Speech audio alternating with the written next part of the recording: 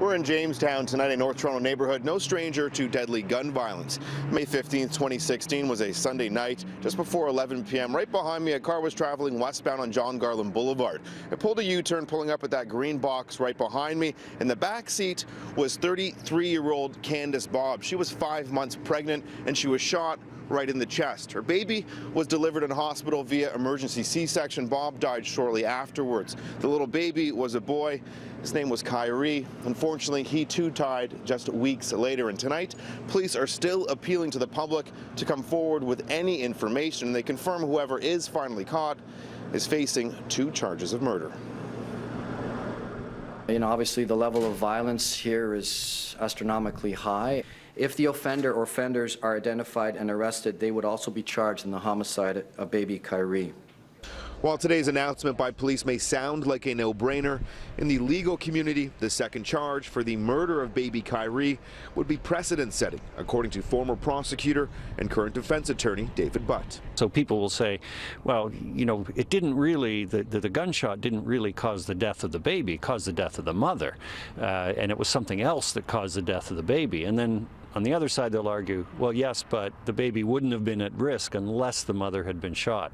So that'll be a very interesting debate, and ultimately it'll be up to a jury to decide. Butt says it all comes down to the legal argument over the cause of Kyrie's death. If one person hits another and causes a bruise, you know, there's no issue about how the bruise was caused. But in this case, it's much more indirect. So it was the death of the mother that led to the early delivery, and the early delivery had complications that led to the death. So you've got this indirect chain.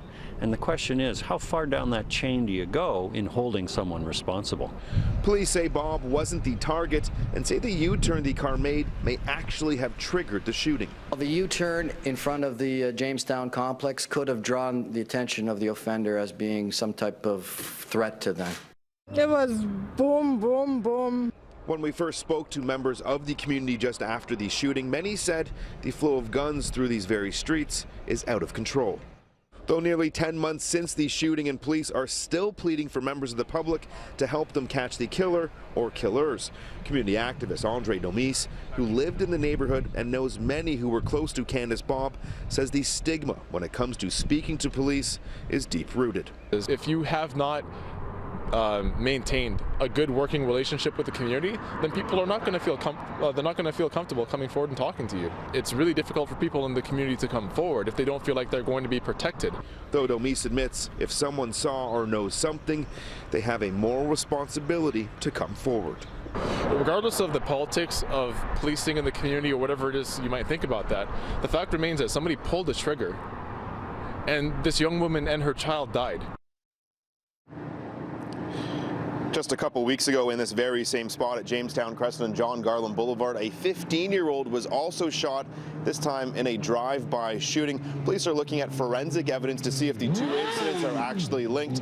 Anyone with information for either of these shootings are being asked to call Toronto Police or Crime Stoppers.